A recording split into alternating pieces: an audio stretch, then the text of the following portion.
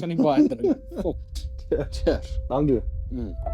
13 years of work taken from me in literally 2 minutes and 30 seconds. About 25 years ago, he was buying fake watches, and today he's got a watch on his wrist. How much you Cost think as that? much as a little townhouse. What's up, guys? Chris here, and welcome to our very first podcast. We have a special guest today. We got a nice drink. We're gonna chill, chat. So just to give you guys a bit of an introduction, our guest today is a very rare success story from Affis. He is a founder and owner of a multi-million rand business selling high-end, authentic luxury watches in South Africa and abroad. He is known as the godfather in the watch industry. Ladies and gentlemen, Adriaan Rootman. Thanks for having me, Chris. Oh yeah, Yeah, welcome Cheers. to our office and to the blue couch. the famous blue couch. Yeah. Now, awesome. I wanted to start off by, asking you a little bit about your past, where you come from, where you grew up. Obviously it's interesting. People see the success stories, but they like to resonate with where people come from, what their upbringing was like, all that kind of stuff. So if you wouldn't mind sharing a bit of that with us. Yeah, it's not a long story. I'll just run through it quite quickly. So I was born in Pretoria. We lived, I think, in Cullinan somewhere. After that, we moved to Fochville. I was in primary school there in Fochville Primary School. From there, we went to Johannesburg. When I was around about 11 or 12 years old, we moved back from Johannesburg. We came back to Pretoria, and I've still been stuck here since. Yeah. So you've Yeah. always been in Pretoria. Always been in Pretoria. And high school, I went to Affis, Yeah. which taught me a lot. I played a lot of sport there, which I loved. And after school, it was always my dream to be a professional cricket player. That was my life, was just cricket the whole time. And I really enjoyed it. I played for Tuks also for many years. Then I got an injury in my cricket career that I think set me back quite a bit. And then after that, I went to the UK to play a bit of cricket there. And then came back to South Africa, worked for my dad a bit. He had petrol garages. Him and his brother actually had 2 petrol garages. I worked there for probably 5 or 6 years every day, and the watch business just evolved from there. Awesome. So you're an avid cricketer. Yeah, I love cricket. So a little birdie told me that your claim to fame is that you played with famous cricketers in school. Yeah, I did. I went to school with AB de Villiers, which is, everyone knows him. Best cricket player in the world, probably. To me, he's probably the best cricket player there ever was. Yes, 100%. I'll never forget that game where they wore the pink outfits. The pink, yeah. And he did the world record 50 and 100. Yes. Yeah, no, that was crazy. Yeah, so I went to school with him, Faf du Plessis, which also played for the Proteas and big in the IPL. Heino Kuhn also played Proteas. Neil Wagner, who plays for New Zealand. Yeah. Creer van Wyk, he also played for New Zealand. Jacques Rudolph, that played for South Africa. So I was in an era of like really good sportsmen. And I played cricket against also the likes of Dale Steyn, Albie Morkel, Morné Morkel. It was just a crazy era. Then I went to the Northerns Cricket Academy, where I also met, we played warm-up games against South Africa when the Cricket World Cup was here. Then we actually played against them as the academy team, which was also great experiences. Yeah, so cricket was your life. Yeah, it was my life. I'm still sad if I go back and think I could have played bigger cricket, but so was it because of your injury that you didn't pursue cricket as a career, or was it just tough to make the a injury breakthrough? did put me back, but I think maybe I was not really that next level good that the guys were. I was pretty good, but I think maybe I just lacked, there's so many sportsmen. Everyone says ek sou vir die Fokkenbokke gespeel het, of ek sou of ek moes of daai moes, but it never ended up like that because I just think maybe I just wasn't good enough. I often think back to when I played in school, when I played rugby, because I also played for Natal and stuff. I often think like maybe if I just did this better or did this better, maybe I could have made it, or maybe, if it wasn't for this, I might have been here or there. Like those kind of thoughts often come into your head. But then at the end of the day, like you still have the love for the game. Like you said, you support everyone you played with. I can guarantee you still watch a lot of cricket. Yeah. No, that's awesome. So you mentioned that you played a bit of cricket in Tux. I actually also went to Tux.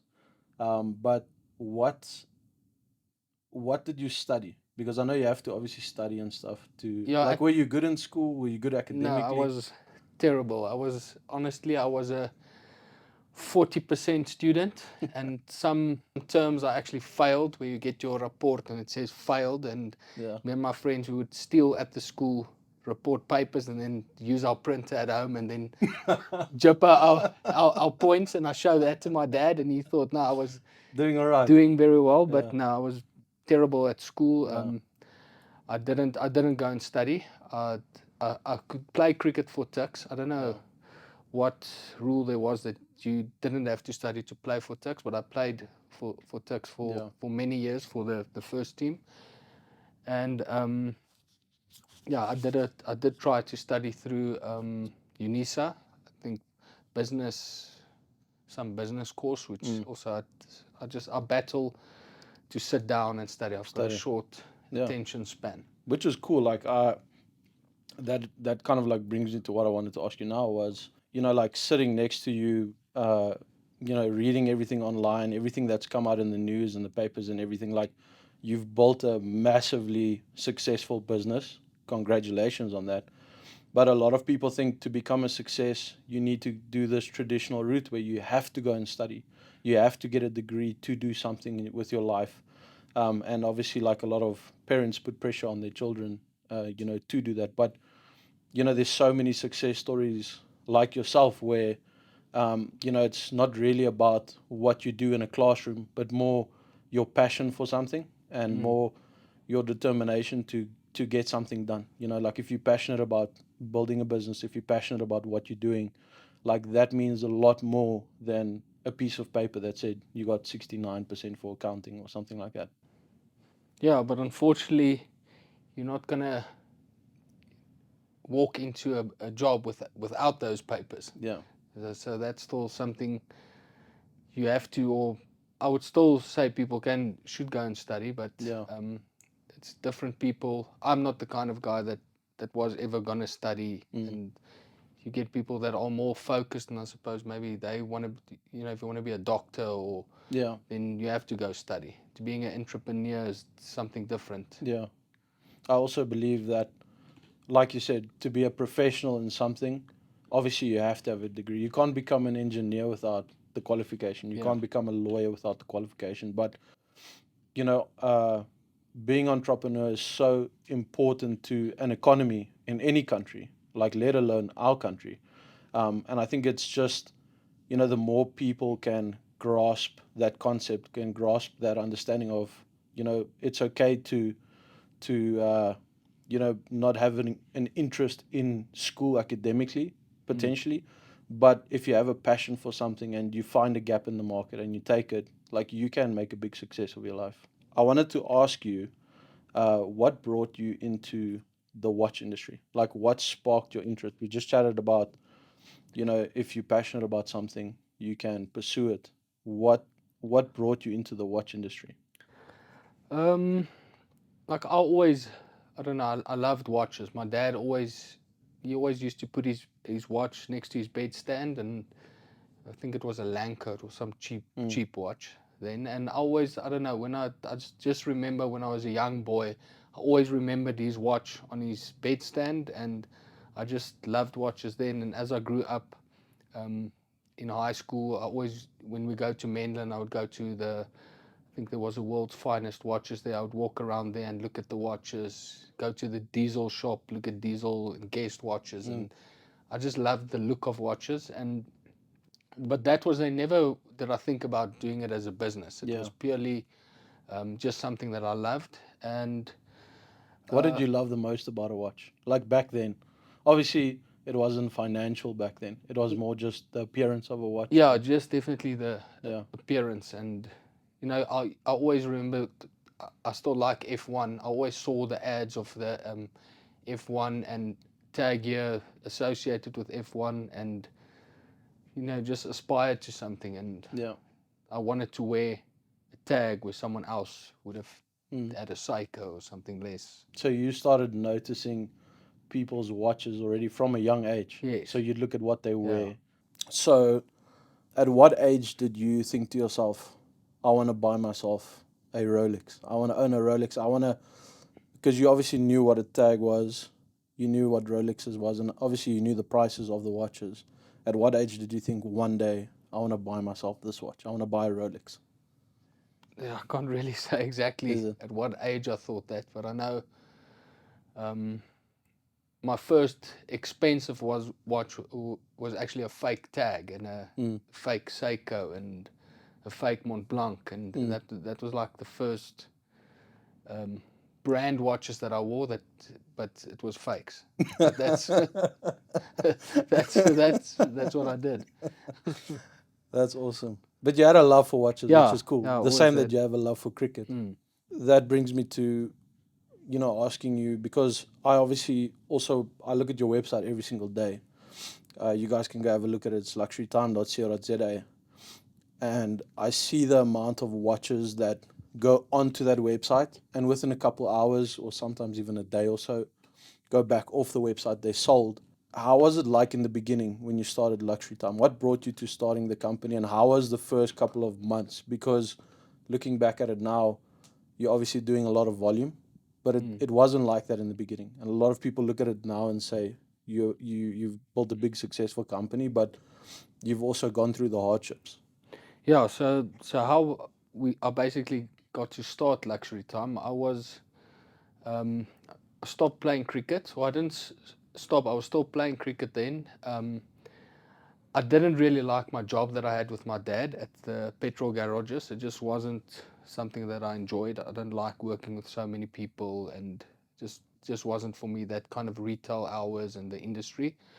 And then I started. This was probably when I was like 21, 22.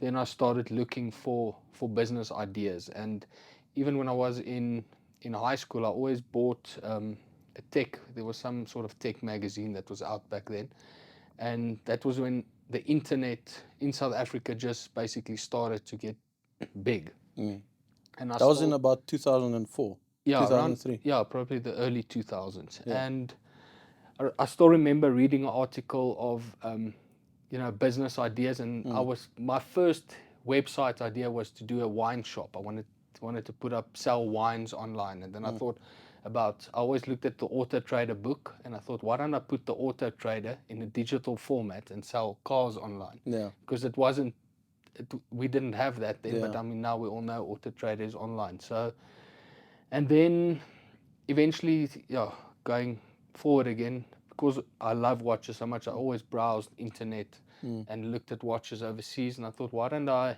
do something similar like that, but in South Africa? And without any watches, I mean, I started the website, actually won some money at a casino with one of my friends, and that's how we started the website. That's crazy. Yeah, like I went to AfriHost. AfriHost was still a very small company then. Yes. And they're massive. Yeah, now. they still remember going to their house. They had like 4 rooms, and the Yeah. guys were sitting there. Told them, I want this website. They told me it's going to be 30,000 rand. That's expensive Yeah, back then. yeah, it was expensive, and I didn't have the money, so I thought, okay, no, I'm not going to do it. And then I still went to the casino probably a month or a week, whatever, after that. And I won on the blackjack, the 3 sevens or the pairs. Yeah. And I won like 30,000 or 35,000 rand. Yeah. And I took that money to AfriHost and told them, okay, here's an overseas website. Just copy this website, copy it to South Africa. And they actually did that.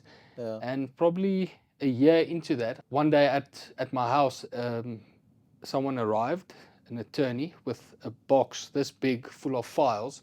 Where the overseas company took the whole website that we copied, and they said, I stole their website and all their images, and I had to take it down. Yeah. So I had to take the whole website down, remove, and start Afresh. a new website. Yeah.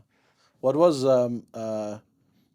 your turnovers like in terms of watches, not numbers, but how many watches did you turn when you just started Luxury Time? I think I read something online about you having your first sale. So if you don't mind sharing that experience with us, what it was like, because I think a lot of people they get an idea, they want to start the business. For example, like you thought, let me do that here in South Africa, and they do it. They don't get any returns in a month. They don't get any returns in 2 months, and then they stop, and they give up on their dream of theirs. But if they maybe just kept going and pursued that, maybe they would have broken past those barriers and actually start, turning some volume and creating a business of it. Yeah. But doing what you or talking about what you're saying now, some guys must just push and carry on and on. Sometimes something takes forever to actually get to something big. I mean, I was fortunate because I still worked for my dad and I had the website. So I wouldn't have.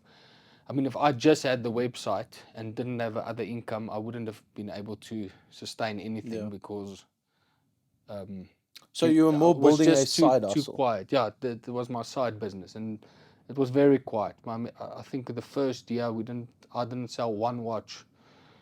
The year after that, probably one, then two, then like one a month. So it took a very long time. Probably I would say in the last 8 years, the business has actually really boomed. But I mean, Yeah. I have been doing this for Many nearly years. 20 years now. Yeah. So the website's probably been up. The website's been live for probably 18 years. If you go to the DNS registry, you'll say Luxury Time was registered, I think, in 2001 or, Yeah. sorry, Yeah. 2001 or 2. So it's pretty old website. So going through all of that, obviously you went through 12 years of ups and downs, being in business over 20 years, and you've really seen the fruits of it in the last 8 to 10 years of those 20 years.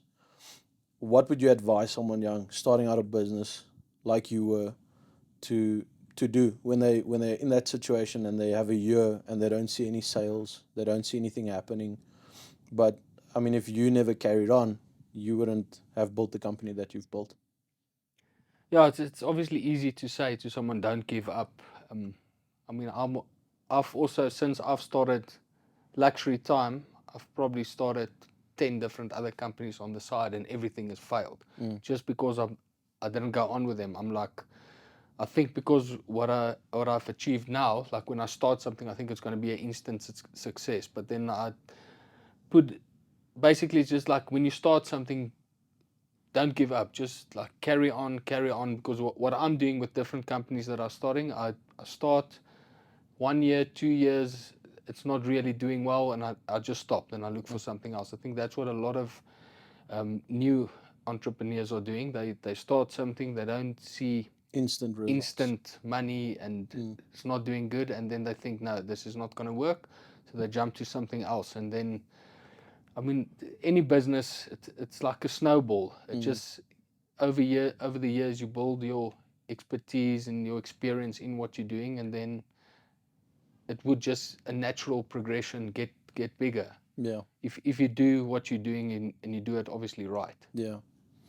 Now, building the company that you've built, seeing the success that you've seen, if you're looking back at the last 20 years, was there ever a difficult time when you had to balance, for example, your interest in watches, but also your business responsibilities? For example, like you'd maybe see a watch come onto your desk, and you're like, I want to buy this watch, but you know that you could also use it for your business to make money on it.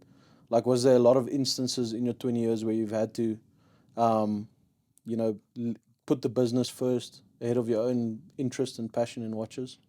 Yeah, I must say, I'm never really tied to a watch. I'm like 5 days, my love is over for a watch. So that's thankfully something that I never bought watches, and I wanted to keep them for myself. All the watches that I bought was always for sale at the right price, and I just wore them. So there wasn't really watches that I I was going to buy this watch and keep it. There's a lot of regrets of watches that I bought that I now could have sold for way more money than what they were worth. But I mean, that's like saying if I played those lotto numbers, I would have won. Yeah, exactly. And by the way, you've got a nice watch on today. Thanks. If you want to show the camera and just tell them a little bit about that watch. Yeah, this is an Audemars Piguet Royal Oak in solid rose gold. And about 25 years ago, he was buying fake watches, and today he's got a watch on his wrist. How much Cost you think as that? much as a little townhouse. That's crazy. That's crazy. And surely in the last 20 years, dealing with items that have so much value, you find yourself in some tricky situations. Has there ever been situations where you might have been worried or scared, or, because crime obviously involving watches, especially in our country, is sometimes a big thing, security? Yeah, definitely. In 2016, when I had a shop here at Mainland Main, we actually had an armed robbery. So like I built from, say, 2004, I built the business up until 2016. I thought, okay, now we're ready. Let's open a retail space, like a jewelry store where people can walk in and can buy the watches. And I was literally open 3 weeks. I had all my stock in there, all my money, everything that I had invested was into the shop fittings and in the stock. And I was open 3 weeks, and I think four, 5 or 6 guys came in with guns. They cleaned us out. They took nearly all the stock. I think I was left with like 30 watches after the robbery. Yeah, that was a really traumatizing time, and What is the value that they stole? Like more or less yeah, it's a lot of millions. yeah, millions of rands. And uh, yeah, so then obviously I was in a bad space. I thought I was actually going to close the business because I can't pay the Risk your rent life, there. I yeah. can't pay the rent, and it's a really high risk industry that we are in, and maybe it's just not worth it. But then I came back to an office space, and just we built it again. But I was lucky with like all our clients that we have that was still supporting me. All my friends were still buying from me, and I was lucky enough to actually dig out of that hole. How I did it now, I still don't know. A lot of people actually lost their jobs that was then working for me in 2016. I had security guards, more staff in the store. But then, yeah, obviously couldn't afford them. I had a big rent there that I had to get out of, a lease agreement. But yeah, I was lucky to get out of everything. Lost obviously all the stock, all the shop fittings. I mean, I just left that shop like As it was. is. Yeah, I didn't even take out anything. I was just so upset. I left everything there. I had like chandeliers made, nice furniture, everything. Yeah. We just left everything there, and we came back to Yeah. an office environment that we've been used to, and I've just built on that. And it's been successful. Because obviously, as well, like, were you at the shop on the day, or I just left. I probably left the shop like 2 hours prior? earlier, prior to the robbery. And like I spoke to so many people when I had that shop. I stood in front of it and I was like, yes, I feel like we're gonna get robbed here. Yeah. Because people were looking and through the windows. It was just something I was really uncomfortable with. Everyone walking around wanting to touch watches, and you can say you shouldn't judge people, but I mean, you just felt like people couldn't afford these watches coming into the store Yeah, wanting why to, they're in here? why they're here, and I don't know, it's Because it's just also difficult to tell someone not to come into the shop because you were once there where you exactly, admired watches. Even if you couldn't afford them, you'd still love to look at them. yeah, So it's difficult to tell someone, it's hey, you difficult. can't come in here. And some of our biggest clients that we have, if you see them, you would think these guys are they They've got can't no afford money. these watches. So yeah, I think they do that on purpose, though. Live low key. Because you put a target on your back, I think. no, definitely. And with these kind of watches, I see you wear your Rolex. Do you wear it out when you go out in No, shopping malls? And no, okay, not at all. I think, like, I don't even keep them at my house because I struggle to sleep at night thinking that something might happen. So I actually don't keep any valuables at my house. I actually keep it away from there. yeah, Um, just for safety reasons.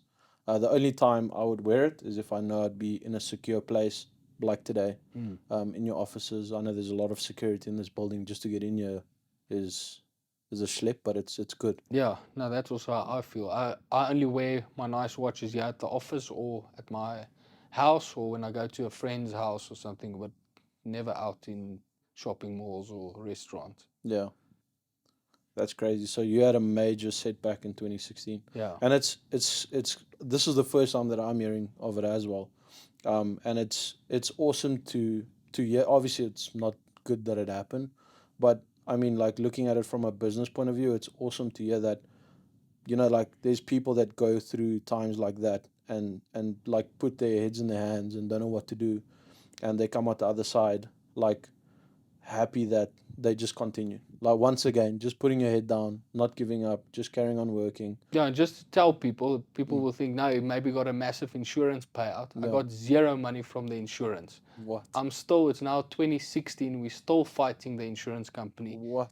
for that, Payout, just some yeah. compensation for what happened. So I was literally, I had a few watches left that I had to trade myself To out get again. back into it. Yeah, And I mean, to take a setback of millions and millions of rands. yeah. Is, That was all, how I normally explain it to people. It was like 13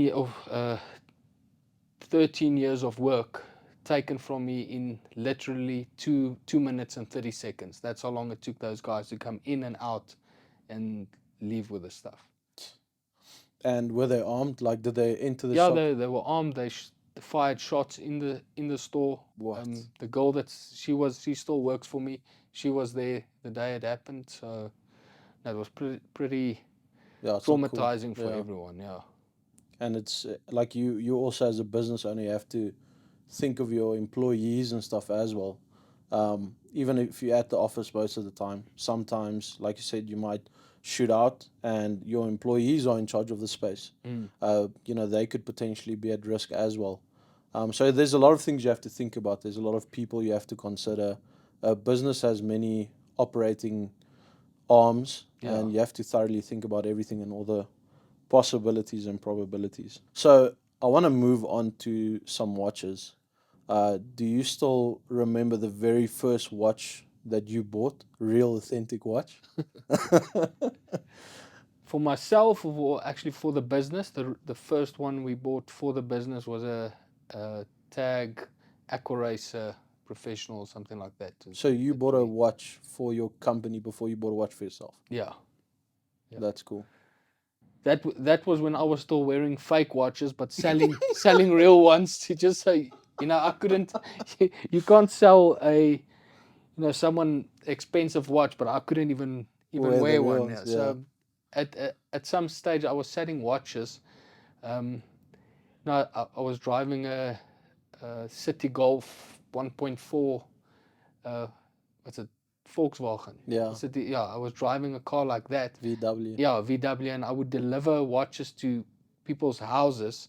And the watches was more than your car. Watches way more than my car. And then I thought I had to look successful, and Yeah. that's when I wore fake watches and just to pretend and for presentation. for presentation. And then I still remember when I just started to make it. I always had a thing for cars. When I started to make a little bit of money, I got myself an Audi 1.8 turbo, a black one. And I thought, okay, now when I go to people's houses, I can always you feel a bit more presentable when you have something more expensive than the watches you're actually delivering. Yeah, and I've seen on your social medias, obviously, like it's quite inspirational. Also for me sitting here, like hearing that's what you were driving, that's what you were doing, and like you said, your first watch you didn't even buy for yourself, you bought it for your business, and at the time I would consider that a very selfless act, but like not to boast or anything, but today I've seen the cars that you drive. It's crazy, like people dream of driving cars like that, but they don't see in that instance like it was easy to put yourself first and buy yourself a watch, but you did it for your business, knowing that you had a long-term vision potentially. Or maybe one day it'll pay off. I didn't have a long-term vision, but I just wanted to make as much money as I could. So there wasn't. My whole thing of always be like trying stuff is. It sounds, or it isn't stupid. It's like to make as much money as I can with whatever You have. Yeah, I tried to do so. Back then, I would say when I started the business, it was never a long-term vision. I still remember I looked at watches and I thought, okay, if I only sell one of this watch, I can buy that car. One of this, that's how I always thought. And one of this, I can get a house. Or I thought of it in a simple way, like it wasn't really That because I loved the watches so much. It was more about the money that I could make. Yeah, on it. Yeah. So you are more passionate about the business than actually the watches. Yeah. That's awesome. Because I think a lot of people in this day and age, like let's say they get a bit of money, they'd like to use that money for themselves, buy nice clothes, buy a nice car, buy a nice watch, whatever the case may be, when they could have maybe used that money to make more money. And I think that's what you said you did in your case, where instead of buying stuff for yourself, you just kind of use that cash because you could see here's an opportunity for me to make more money than I just have. And I think you just kind of repeated the process. Yeah, I just put the money back into it. That's why when I was robbed in 2016, it did hit me hard, but it was all my money was in my stock. So it wasn't like someone drained my bank account with millions of rands. It was all my stock. But I always just put the money back into the business. I never. It was a big hit. I mean, I lost a lot of money, but I never actually had that money in my bank account. It was money that's potentially going to come in when I sell the stuff. So it was bad for me, but probably wasn't as. I didn't feel it as bad as if someone would have stolen all your money from your directly from your bank, because all the money that I had was just invested back into the business, into the stock. Yeah. And have you always run your business by yourself? I remember, well, off camera just now we were speaking about, you acquiring partners, etc., etc. Until what point in the business did you run with this business solely by yourself? And did you do everything with your own money? Did you get investments? Did you have things that helped you along the way? What do you think was good moves in your business that strategically made your business successful? Yeah, like just to answer your question on money, getting money, I always had like friends and stuff with money. So if there was maybe a big deal that I could get on a watch, I would quickly need 200,000 or 300,000, and I would call my friends and tell them, listen, I have this deal. Lend me the money, I'll give you half the profit. Or I paid like crazy amounts of interest on the money because I knew how much I was making. So if someone would give me 300,000 rand for a week, I would give them 350 back because I know I've made another 100 on it.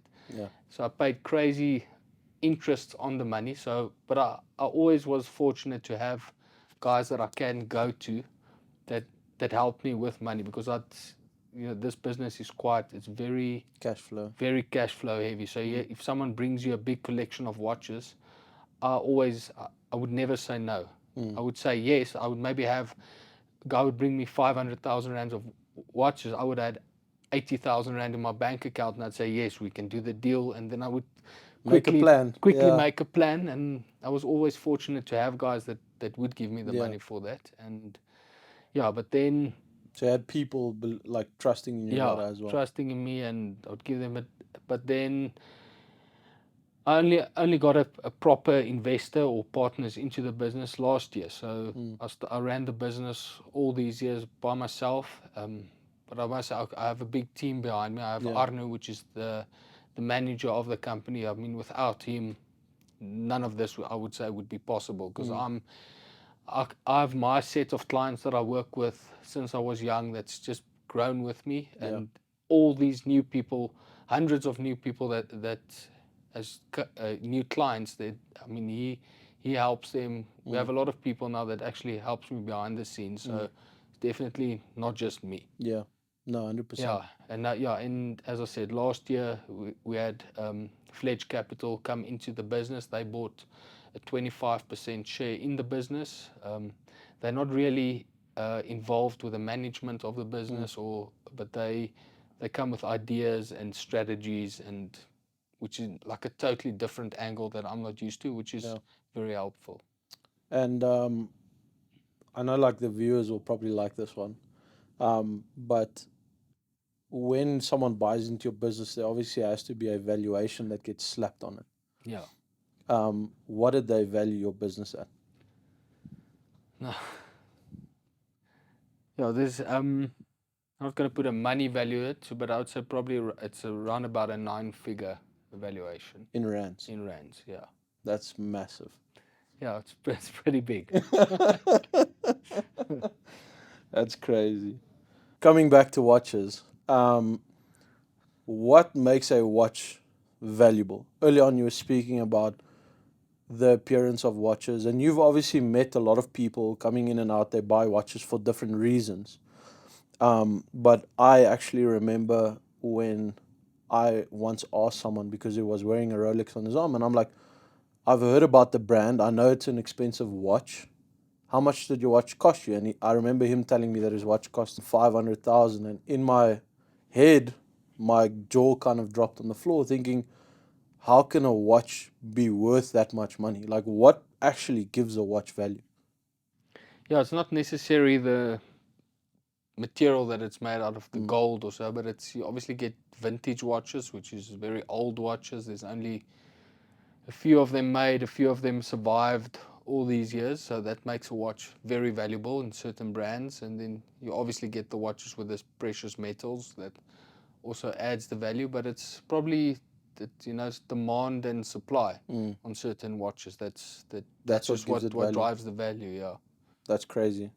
But I do know, for example, there is a big difference in prices in watches when it comes to, for example, a steel watch and a rose gold watch or a full gold watch. Yeah, on a retail level, there is a big difference, but on we call it the grey market. So sometimes there's a steel watch. So like we sell steel Daytonas for way more than we sell a two-tone Daytona that actually has real gold in the bracelet. Yeah, precious metal in the bezels, gold. The links are gold. The clasp is gold, but the steel ones sell for more just because they much harder to get. The supply on the steel ones are very little compared to the two-tone ones. So everything is supply and demand in the grey market. Yeah, not even I would say the grey market, even in general. In general, the retail stores. But you're gonna pay much more for a precious metal watch in a store than you would pay for the steel version. But on the grey market, it can be reversed. The opposite. Yeah, that's crazy. Do you feel like appearance of the watches or different types of watches obviously gives it value, like gives the watch value? For example, what the watch looks like. I know, for example, a lot of people when they buy a Rolex or they buy their first Rolex, they'll buy a Submariner or one. Because it's an iconic watch. Yeah. I won't say that like the appearance is really a big thing. It's like a personal thing. You buy a watch because you like it. Yeah. We've sold watches to clients that, I mean, I think when I buy it, I think we are never going to sell this watch. It's terrible. But then the next day, we actually bought in an AP 2 weeks ago. I bought it. I thought no one's going to buy this. It is so specific. It will only appeal to a guy that actually has a racing team. And we actually had a client, Shane in Cape Town, found a client that what I've seen. I think the guy has a racing team, and that's why he bought the watch. That's crazy. So it's very, you never know, very specific. Yeah. And you probably have a lot of avid watch collectors and stuff that buy from you all the time as well. I know the watch collecting industry is massive. Yes, no, we have a lot of clients they have big collections, and I'd say it's probably like, remember when we were young, we had like trading cards or coins and stuff, and you would trade amongst your friends. But when it gets to a high level watches, I don't think those kind of guys have a lot of friends. Also, they can just go and trade their watches with. So they would go to companies with a big inventory, and they would trade with them. Yeah, that's crazy. And that kind of leads me to my next question that I wanted to ask you was, are watches good investments? because I know a lot of people speculate prices on watches always, and you probably, I mean, I've seen your Instagram. So many people ask you, what's a good watch to make money on? What's a good watch to buy? And people think they're going to buy a watch for 50K and make money on it.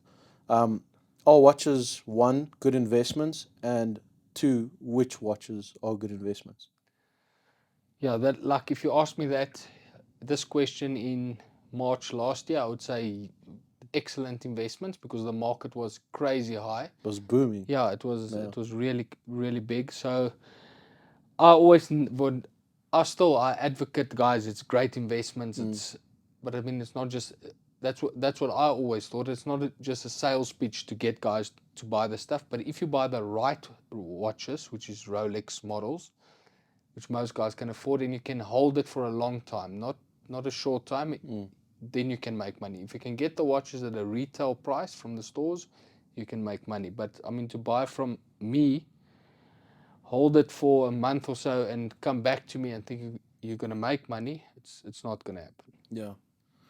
And it's actually funny we talk about this. I remember I ended up buying a watch, not that particular Yes, watch. it's like a drunk.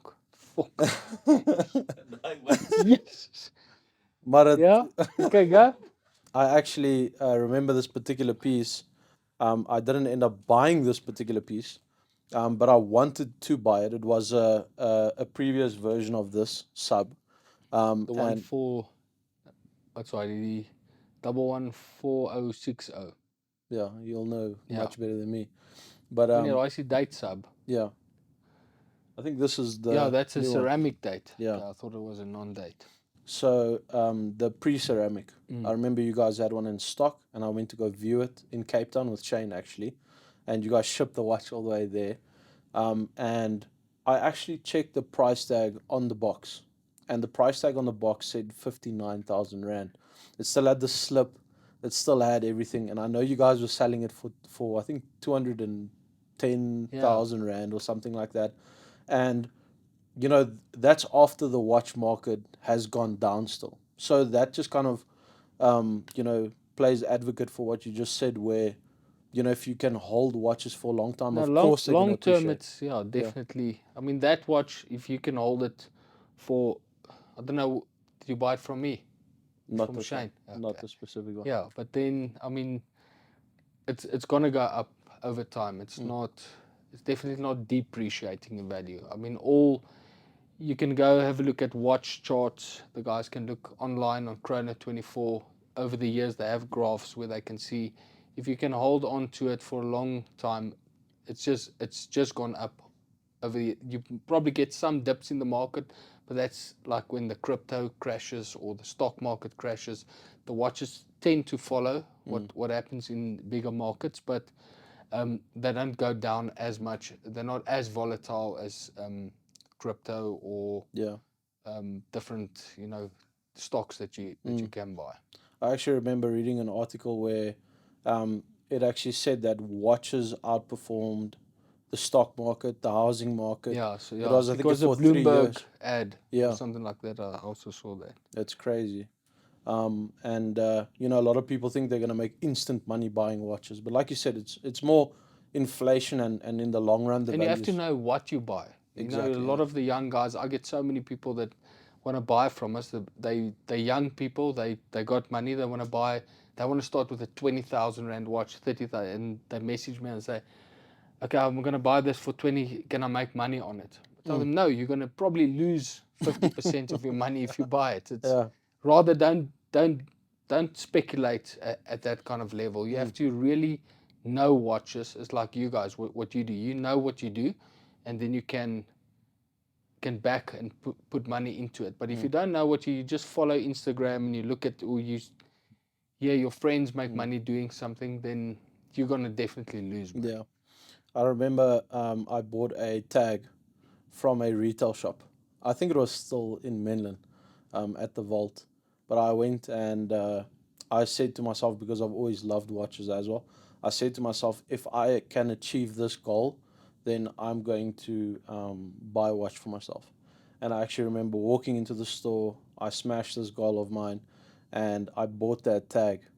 And I still remember, you know, like I don't know what it was, but I wanted to just get rid of it. I'm not sure if I needed the money at the time or I was over the watch or whatever the case was. And I remember actually coming to you and I wanted to sell that tag and I got the biggest fright of my life. You probably blocked me on Instagram and everything for a while. No, but funny enough, out of everyone that I did ask to sell that watch, you guys actually gave me the highest offer. And I actually ended up selling the watch to you guys. Yeah, but it's still, I always like say to guys, buy watches now because you like it. Yes. It's something you're gonna wear and enjoy. Don't purely look at it. If you go into watches above 100,000 rand, I would obviously, me even myself, if I buy, I would want to know my money is kind of secure. I'm not just gonna lose 50%. Then you obviously want to buy something that you can get your money back on. But it's definitely at a stage where I would say just buy a watch really because you like it. If you want to start trading and investing in watches, you really have to know the markets. You have to know the models. You have to know, the history of it. It's not just something young guys can jump into and think they're gonna make a quick buck. We still get calls daily from guys that see stuff on Instagram. They've actually gone onto waiting list at Rolex. They get the watches and they think, okay, now I'm gonna make a lot of money. Then they would probably buy it from Rolex, pay the full retail, and then they only find out, oh, I'm going to lose 30, 40, 50,000 rand. Yeah. But that's because they don't know what models to get. Yes. And also because markets change. I would have told them, yes, get these watches last year in March. And you'll pay them well over retail. I would pay them well over retail, and now this year it's dropped. Yeah. And it's like anything. The watches is like a currency. It's up and down. Yeah. And a lot of people also think that you can just walk into a shop and buy any Rolex that you want. You know, people think, okay, cool, that watch costs 500,000 rand. I'm gonna save up 500,000 rand because I want to buy that watch. They walk into a store and they say, look, I want to buy this Rolex, and then they say to you, okay, sir, we can put you on a waiting list. It's not how it works, right? That's not. You don't just walk into a shop and buy a Rolex. You don't just walk into a shop and buy any watch you want. No, When you, it can- comes to you your can high buy end. other brands. I mean, although most of the other brands you can just walk in and buy, but Rolex, AP, Richard Mille, Patek Philippe, those kind of watches, you go onto waiting lists, and those are all the brands that actually go up in value and that you can get more than you pay for it in the store. Because the supply is cut on the watches. Yeah, it's very limited. Some like on the steel Daytonas, if you go to a store and you want to order one, they'll tell you no, they don't even take you on the waiting list because it's like 10 years or so to get one. And just to obviously just explain to the viewers, what's the difference between walking into a Rolex shop and wanting to buy a watch and approaching someone like you that operates in the grey market, you're a watch dealer. What's the difference? For example, like they can walk into your shop and buy any watch they want that you have available at the time, but they do pay over retail. Yeah, no, it's the price. Yeah. I mean, we have all those kind of watches that you see on the internet or Instagram that people want. We have them available immediately, but you pay 2, 3, 4 times the retail price because when you go to a Rolex store, okay, we're only focusing on Rolex now, but then you just can't get those watches. AP is the same, Patek Philippe, Richard Mille. It's watches you can't just walk in and buy. You can obviously walk in and buy the non-desirable models like the ladies 31 mils and stuff. Those you can buy, but everyone knows you're not going to make money on them. Yeah. There's obviously a lot of speculation and stuff about how it works in these authorized dealers, and you just touched on that now. A lot of people say that to get the watches that you want, you need to buy other watches, you need to get your spend up in a shop or that kind of stuff. What have you found, or what do you think is the case at these shops, or what do you know is the case at these shops? No, I don't know, but I've obviously guys that has a record with us, the store that's bought a lot of watches, they get preference, getting allocation of the more desirable models. But I personally, I've been into, okay, not in South Africa. Yeah. I've been into Rolex ADs overseas. Like in Dubai or? Yeah, I'm not going to mention the country because I went into an AD, a Rolex AD. I told the guy I want a Pepsi or Batman Daytona. He said, okay, we have a Batman and a Pepsi. Told him, okay, I want the watch. He said, no, it's not for sale. They keep it. So I told the guy, okay, I will give you X amount. So I offered them like double the retail price.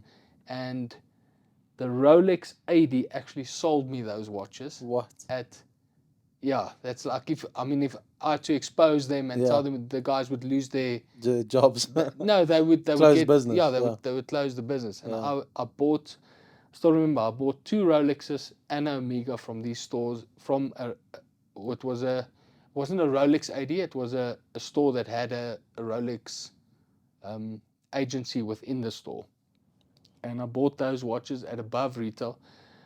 They made me do like a EFT for the actual price, and they swiped my card for the balance. It's crazy. And that was in an authorized dealership. That's mad. Yeah, that definitely happens. I think Yeah. all our stock, There's a lot of the back-end difficult business. stock, it goes out the back door. Yeah. Definitely doesn't go to the clients that it should go to. And I would have probably done the same. Yeah. Same if I had a store like that. It's business. Why will you want to sell a steel Daytona for 280,000 if you can bring it to me and sell it for 500 immediately? And unfortunately, that's just how it's gone with like all the hype brands has gone that way. A lot of those watches that are intent for end users is not really going to the end user. They're ending up on the grey market to dealers like me that we make a much smaller percentage than the dealer actually made on the watch when they sold it. What watches have you seen the biggest growth on in your 20 years in the industry? You've had a long time in the industry. What watches has like blown your mind when it came out, or what you've seen the prices at, and what the prices are now, or where they were a year ago when they were booming? What watches blew your mind? Probably Richard Mille. We've only had a few of them in. I've been checking the market overseas a lot, and I've been to Hong Kong a lot of times to look at watches, buy watches, and the prices that they've gone. Like a normal example, the Wade van Niekerk Richard Mille that he wears is, I think it's probably a R1,000,000 watch or so. That watch is like now 8 or 9 or 10 million rand. It's a good looking watch. Yeah, that's thin. How many watches do you have in your personal collection? Do you have a personal collection of watches? I did have one, but I put it all back into the business. For obviously when the investors came in, we had to value the business, and I actually put back my personal collection into, it was mostly vintage watches, into the business as, security and stuff. So at the moment I just wear the stock that we have. And I don't have any watch that I'm tied to, or say I'm not going to sell this because it has a memory or whatever. So I've got nothing like that at the moment. But I had a nice collection also.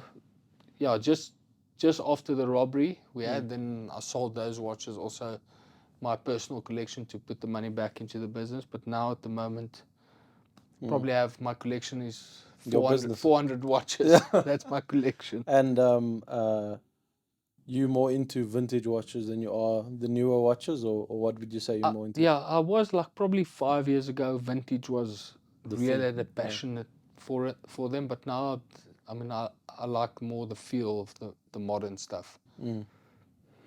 So I like modern watches more now.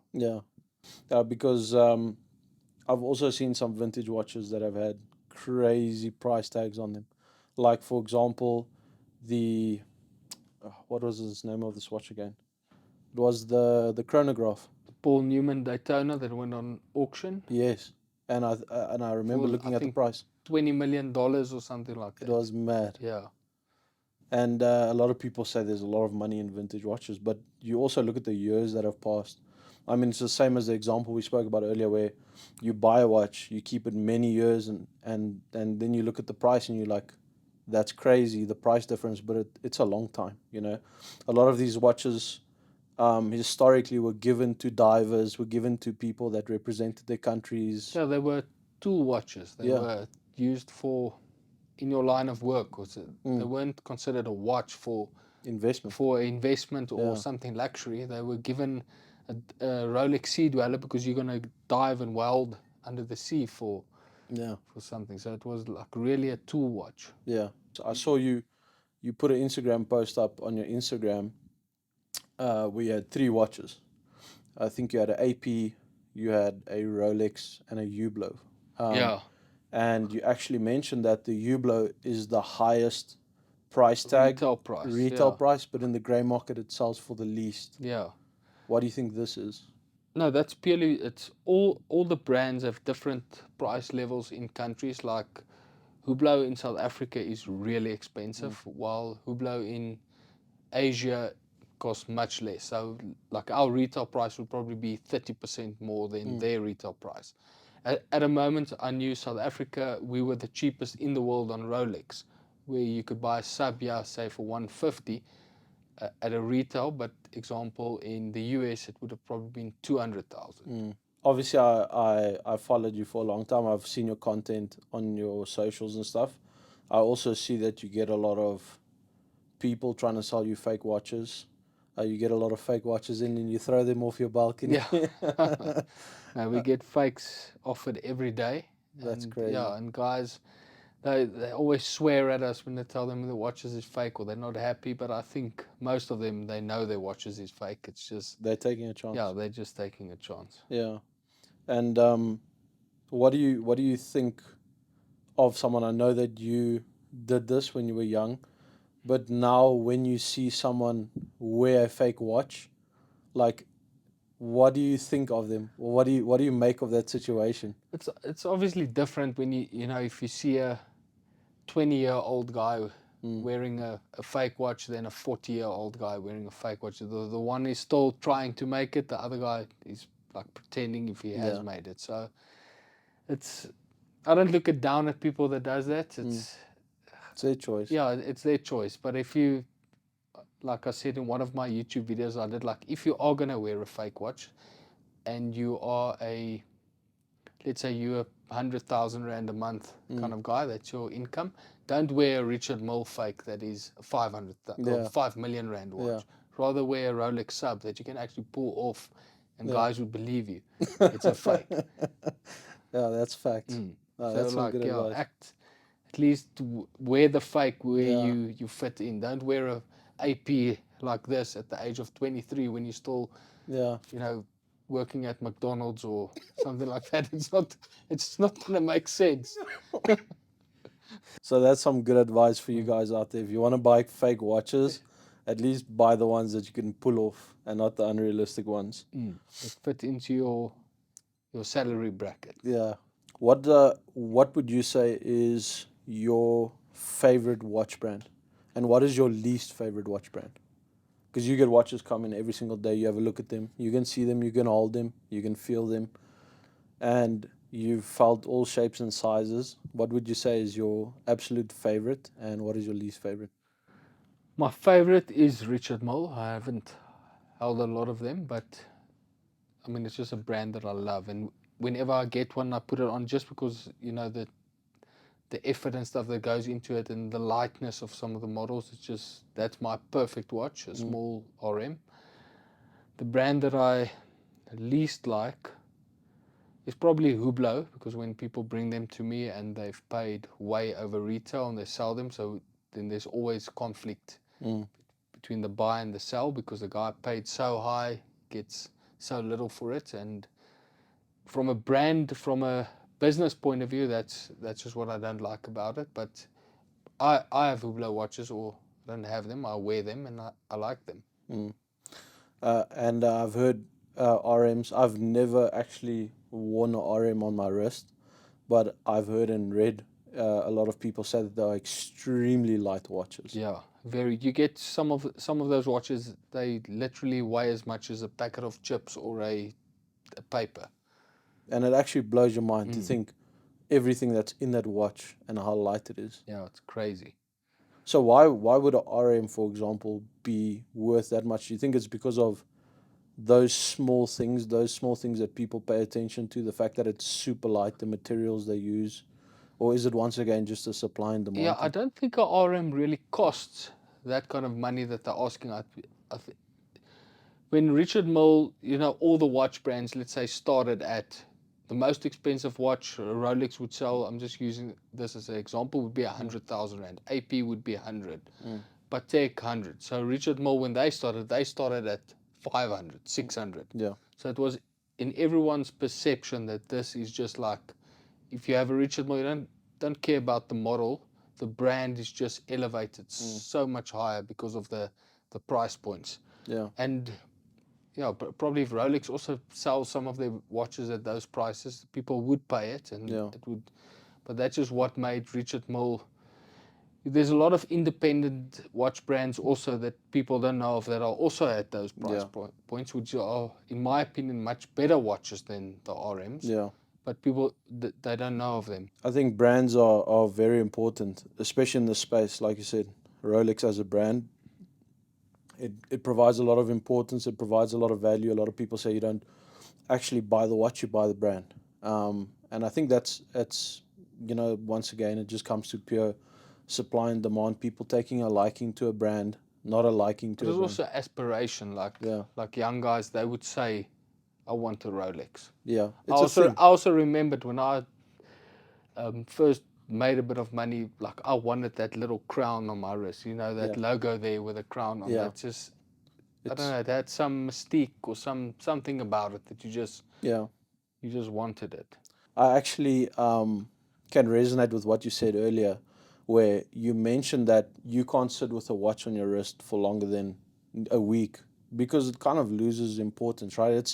It's almost like I want to hear it from your point of view because you've done things that I haven't done necessarily. But when it comes to you wanting to buy that Rolex and you actually buy the Rolex, I think a lot of the times you hype it up in your head more than it actually is when you actually have it on your wrist. Yeah, it's more about the hunt or the experience of getting, like today I bought a special Daytona, which is like there's probably 2 or 3 in South Africa, if that is. And it was like when I was speaking to the client to actually buy this watch now for 2 weeks, it's, I'm so excited to do it. I want to buy it. And I get it. And we got it now and I have it in front of me, and it's... Then you just want to get rid of it. Yeah, it's nice. I got the watch. It's beautiful and it goes away. But that hunt and the chase for me on watches, that's just what I love. Yeah. And do you think it's the same for other things? For example, like when you said you were operating your business, you're driving a City Golf, delivering watches, and now, for example, you get into, as I've seen on your Instagram, an R8, like your hunt to get a car like that, and now to drive it, it just feels like a normal thing for you. Like, do you feel it's the same thing in those instances where you make it bigger in your mind than actually when you get it, or? No, I like cars more than watches. Yeah. So it's, for me, it's no, that feels like That's a toy. different.